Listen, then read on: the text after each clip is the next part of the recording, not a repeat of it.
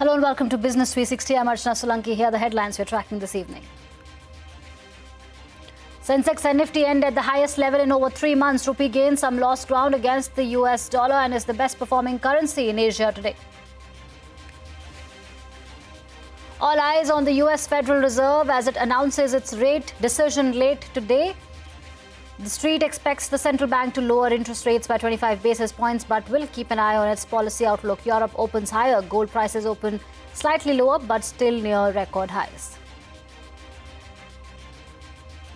US President Trump dials Prime Minister Modi on his 75th birthday. Trump thanks Modi for his support on ending the war in Ukraine in what is the first phone conversation between both leaders since the US imposed 50% tariffs on India.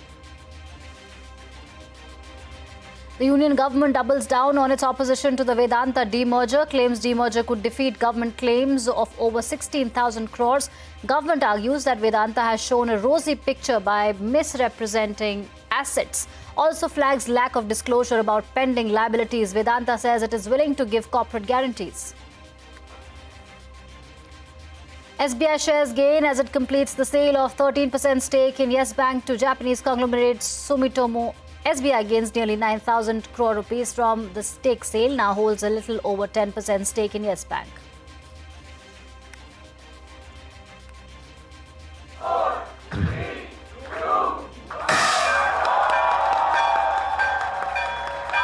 Urban Company makes a stellar debut on the Dalal Street list at a 58% premium, reflecting a market cap of over 25,000 crores, highlights a strong investor appetite for B2C platforms. The management tells CNBC-TV18 that it wants to be the operating system for people's homes. A boost to commodity exchanges. Market regulator SEBI will permit banks, pension funds and foreign investors to trade in non-agri commodities. A leadership churn at Nestle. Company's chairman steps down 2 weeks after the CEO resigned after an undisclosed affair. Joins a long list of companies to see a top-level churn in the last couple of years, including Unilever, Diageo, Starbucks, among others. Dozens of Palestinians killed in Gaza City as Israel continues its ground assault. Despite international condemnation, Israeli forces say the offensive in the densely populated city will take several months. US President Trump begins his state visit to the United Kingdom at the Windsor Castle amidst protests. Police arrest 4 people after images of Trump and late sex offender Jeffrey Epstein were projected onto Windsor Castle. All right, let's start with the day's market action. Sensex gained over 300 points and the Nifty gained over 90 points to move above the 25,300 mark. Financial stocks led the rally with the Nifty Bank Index gaining nearly 350 points. Mid-caps marginally underperformed the blue chips, but the index managed to hold its head above water. All right, let's talk about the currency market. The rupee regained some lost ground against the US dollar. The Indian currency gained over 23 paisa to move below the 88 mark against the greenback. The dollar index has seen some weakness in the last few days. The rupee was the best performing currency in Asia today. All eyes will be on the US Federal Reserve as it announces its rate decision late tonight. Wall Street expects the central bank to lower interest rates by 25 basis points, according to a CNBC survey. Almost all respondents believe the Fed will cut rates by 25 basis points. Just 41% think that's the right move. Remember, the Fed has kept rates unchanged for 5 straight meetings over 9 months. And you can catch CNBC coverage of the Fed decision tonight from 11 p.m. onwards. All right, let's talk about the top story that we are tracking this evening. US President Donald Trump dialed Prime Minister Modi on his 75th birthday. Trump thanked Prime Minister Modi for his support on ending the war in Ukraine. This is the first phone conversation between both leaders since the US imposed 50% tariffs on India. Parikshit Luthra has more. Parikshit. Well, this phone call really puts the relationship back on track. There has been a lot of strain in the India-US partnership, especially because of the additional penalty tariffs imposed by Donald Trump and also the sharp rhetoric coming in from the Trump administration against India. Having said that, it was the US side which initiated this call. Donald Trump dialed Prime Minister Narendra Modi and wished him on his 75th birthday. He went on to say that the Prime Minister is doing a tremendous job, and he even thanked him, and this was the important part, he thanked him for support in ending the Russia-Ukraine war. So we will have to wait and see what kind of understanding and conversation took place when it comes to the Russia-Ukraine war. But the Prime Minister, too, in his tweet, said that he supports US initiatives in ending the Ukraine war. The Prime Minister also said that he is completely hand in hand with Donald Trump when it comes to elevating and taking forward the US-India comprehensive and strategic partnership to newer heights. This also happened on a day when there were trade negotiations between USTR Chief Negotiator Brendan Lynch and India's Chief Negotiator Rajesh Agarwal in the Commerce Ministry in Delhi. Those talks took place for about 6 hours. Both sides described the talks as positive. They also said that they will now be discussing the next steps in the trade negotiations. The Indian side also said that efforts will now be made to intensify trade negotiations and reach an early trade agreement. So this indeed is a good news. Virtual negotiations will now follow in the next few days. But all in all, very positive messaging and signaling between the two sides, and shows that all of those people who had been doubting the strength of the India-US partnership have been proved wrong. This relationship remains on track and is on a very positive trajectory. Right. Thank you, Parikshit, for that update. Moving on, the State Bank of India has completed the divestment of a 13.18% stake in Yes Bank to Japan's Sumitomo Mitsui Banking Corporation for about 9,000 crore rupees. The transaction involved the sale of 413 crore equity shares of Yes Bank at 22 rupees a share. SBI's shares rose following the news. Sumitomo Mitsui Banking Corporation will emerge as the single largest shareholder in Yes Bank after this deal. Shares of Marico closed with cuts after the Income Tax Department carried out surveys at the company's facilities. Sources tell CNBC-TV18 the Tax Department's Mumbai unit is leading the exercise. Over 200 officers are conducting searches across several Marico offices pan-India. Further details on the investigations are still awaited. Shares of Vedanta fell sharply after the government doubled down on its opposition to the Vedanta demerger in the NCLT. The government told the tribunal that the demerger could defeat its claims of over 16,000 crore rupees. The government also argued that Vedanta has shown a rosy picture by misrepresenting assets. Ashmit Kumar is here with more details on the hearing. Ashmit. Well, the government doubling down on its objections against the Vedanta demerger scheme. The government has four concerns. The first is with respect to financial security. The government claims that they have overall claims of 16,000 crore rupees specifically against Vedanta and specifically against one of the proposed demerged entities, which is Malco. Here, what the government claims is that while its overall outstanding claim of 16,000 crore rupees is safe in the hands of Vedanta, which has assets of over 2 lakh crore rupees, it's not so much safe when compared to the assets of Malco, which is only 29,000 crore rupees. The government flagging that the company, in fact, had negative net worth as of the 31st of March 2024, and that all of this may well be a ruse to defeat the government's claims. That's one. The second is misrepresentation of assets. The government claims that it had sanctioned a few hydrocarbon blocks to Vedanta for exploration, while these are owned by the government.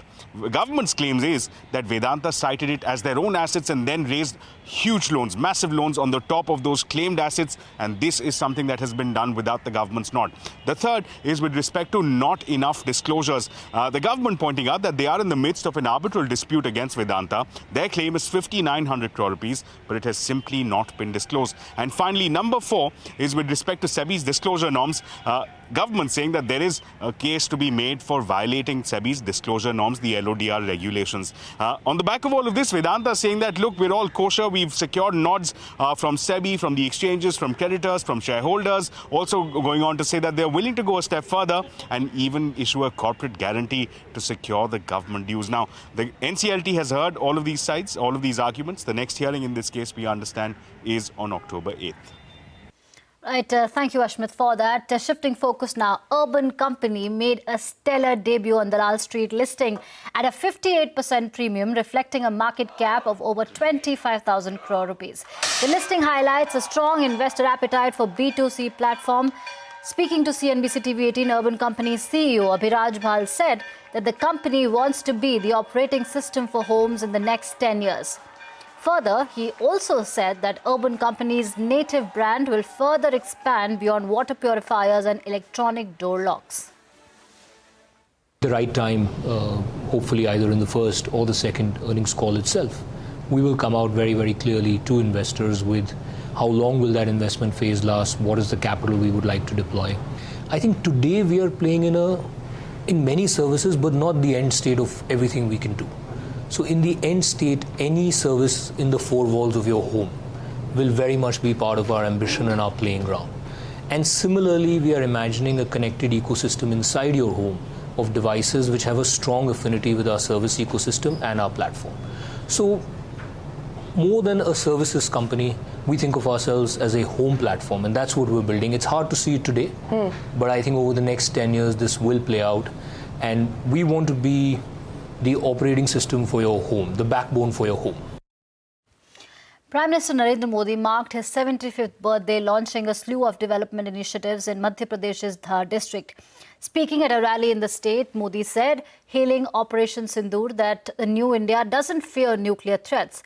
President Draupadi Murmu, along with world leaders like Italy's Prime Minister Giorgia Meloni, Russian President Vladimir Putin and Israeli Prime Minister Benjamin Netanyahu, have sent their wishes. The Prime Minister also received wishes from the top leaders of India Inc. on his birthday. हमारे वीर जवानों ने पलक झपकते ही पाकिस्तान को घुटनों पर ला दिया। ये नया भारत है।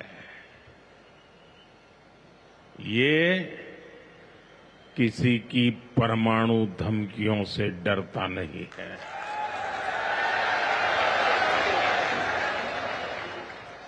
ये नया भारत है, घर में घुसकर मारता है।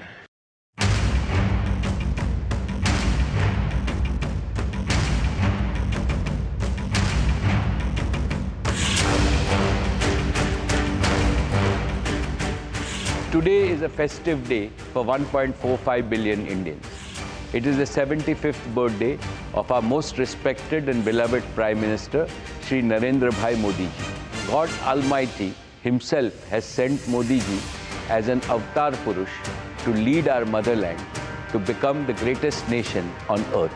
It is my deepest wish that Modi ji should continue to serve India when independent India turns 100. Prime Minister Modi, my best wishes to you on your 75th birthday. I wish you good health and continued strength as you lead India's fantastic progress and contribute to global development. He is one of those people who have made the largest impact in the history of our nation in terms of the growth and development of our nation. His attention to detail, his focus on execution, and his ability to think in an inclusive manner were very clear to me even then. He is the man who has made India get respect internationally.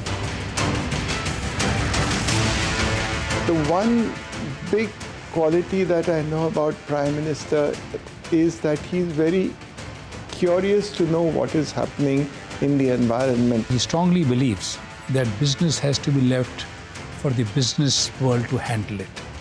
And him and his government must become facilitators. And for that we have seen enough work being done over the last 10, 11 years. And I was even telling that we have the highest number of the 90 years old people who were taken our Covaxin. He said, why 90? 96, my mom took Covaxin.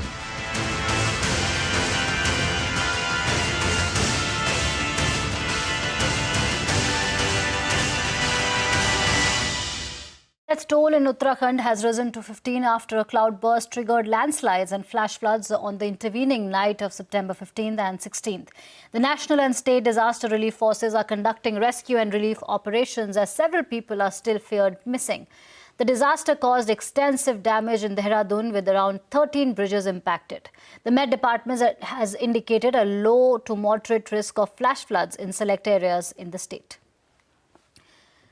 The Information and Broadcasting Ministry has issued takedown notices to several journalists, media houses and content creators. This includes News Laundry, The Wire, Ravish Kumar and Dhruv Rathi.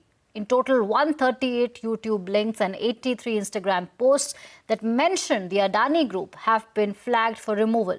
The directive follows a Delhi court's gag order in a defamation case filed by Adani Enterprises. Journalists Paranjoy Guhathakurta, Ravi Nair, Abir Dasgupta and others have filed their pleas challenging the ex parte takedown order before the Rohini court. The court will take up the matter tomorrow. All right, on to a CNBC-TV18 exclusive. Sources say that online travel agencies have reached out to the CBIC over the new GST rate on hotel bookings below 7,500 rupees per night. The agencies warn that the removal of input tax credit benefits will increase their costs and hurt their business. Timsy Jaipuria is here with more. Well, even as the government gets ready to roll out the revised GST rates from the 22nd of September, concerns are mounting from different sectors. Sources say that the latest to raise a red flag are online travel agencies or OTAs. They've approached the Central Board of Indirect Taxes and Customs or the CBIC, seeking urgent clarity on how hotel bookings will be taxed under the new regime. Let's explain it to you as to what is bothering them. Hotel rooms priced up to 7,500 rupees per night will now attract 5% GST without input tax credit. OTAs say that this change could hit their businesses hard because until now hotels prepaid GST on bulk bookings and that input credit could be passed on by portals to the consumers. But with ITC now withdrawn, costs for OTAs are poised to go up and that may eventually push up the room tariffs for customers too, booking through these platforms. Industry players warn that this undermines the very principle of seamless credit under GST and could especially hurt budget and mid-scale hotels, which is the backbone of the online bookings. Further concerning is, with the festival travel season approaching, OTAs are pressing the government for an urgent intervention. And now, the big question is, will the New Delhi or the CBIC roll back or tweak this move? Something that we'll have to wait and watch for. Thank you, Timsy, for that update. On that note, we'll take a short break. Coming up next, chairman of the Nestle company steps down 2 weeks after the CEO resigned over an undisclosed affair and joins a long list of companies to see a top-level churn in the last couple of years.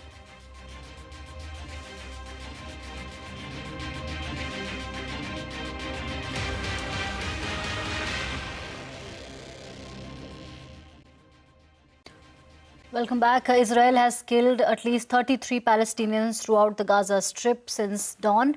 This includes 5 who were killed on an attack in the humanitarian zone. This comes as Israel led an intense ground offensive after massive bombardment of Gaza City. Israel has said it announced a temporary new route for residents to flee. From one war-torn country to another, Russia launched 100 drones across Ukrainian cities last night. The Russian army said that its drones hit a gas distribution station serving the Ukrainian military.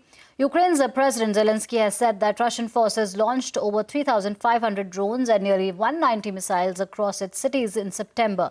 This comes as President Trump's administration approved its first military aid package for Ukraine. President Donald Trump and First Lady Melania have arrived in the UK for the second state visit. The US and Britain have announced a tech pact to deepen cooperation in AI and civil nuclear energy, hailed by them as a cornerstone of future innovation. Trump's visit was met with protests in several cities, with more planned in central London.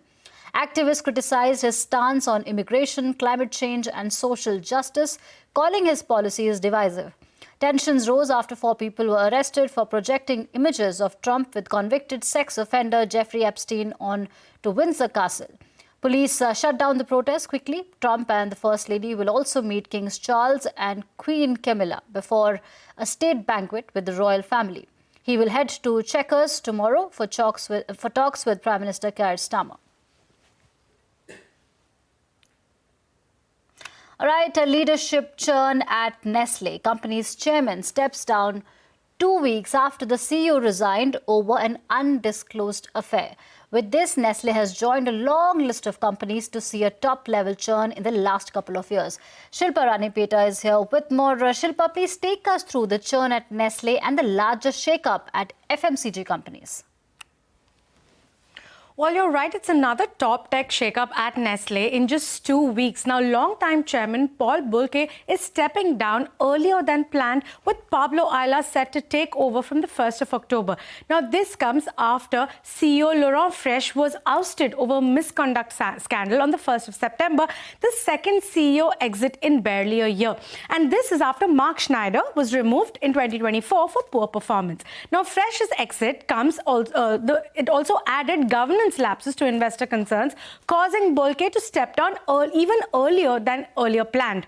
Now, the back-to-back exits highlight deep cracks at Nestle that was once seen as a safe haven stock. Now, post the pandemic, the company has been grappling with rising inflation that has caused consumers to cut back. And rising input costs haven't helped either, because Nestle hiked prices to offset this, which worsened sales. Now, sales were down 1.8% in the first half of 2025, and 2024 saw organic sales grow 2.2%, the weakest growth in over 2 decades. Volume growth too has been anemic, just 0.1% in 2022, a decline in 2023, and barely 0.8% in 2024. And the stock has also lost about 40% of its value since the start of 2022. Now, Nestle isn't alone. Across the global consumer goods industry, there has been a wave of churn at the very top since last year. Unilever CEO Heinz Schumacher and Diageo's Deborah Crew were both replaced earlier this year, and both hardly 2 years into the job, and this was due to poor performance. Starbucks, P&G and Hershey's have all seen changes at the top, and PepsiCo is also under investor activist fire now for a turnaround. The message though here is loud and clear. Boards and investors want faster growth, they want leaner portfolios and stronger execution. As for Nestle, as Pablo Ayala takes over as the chairman for the 1st of October, he is tasked with rebuilding trust, stabilizing leadership and convincing investors that the company can grow again. Back to you. Right. Thank you, Shilpa, for that comprehensive update. And before we wrap this edition of Business 360, we leave you with this report on the life and times of Prime Minister Narendra Modi. Goodbye and thank you for watching. India's longest-serving Prime Minister Narendra Damodar Das Modi did not come from a political or influential family. He is a simple man with simple roots. Born on 17 September 1950 in Vadnagar, Gujarat, Narendra Modi is the son of Damodar Das Mulchand Modi and Hiraben Modi. He is the third of 6 children. In his early years, Modi helped his father at a small tea stall at Vadnagar railway station, an experience he says not only shaped his connect with the average Indian, but gave him insight into what they really need. Teachers remember him as a keen student and a gifted orator. The seeds of his political life were sown at the age of 8 when he was introduced to the Rashtriya Swayamsevak Sangh, RSS. He attended shakhas regularly, and by the age of 21, he had become a full-time pracharak, an ambassador for the mission. He also enrolled in the National Cadet Corps, NCC, and later in 1969 worked at his uncle's canteen at the Gujarat State Transport Corporation. Modi formally joined the Bharatiya Janata Party in 1985.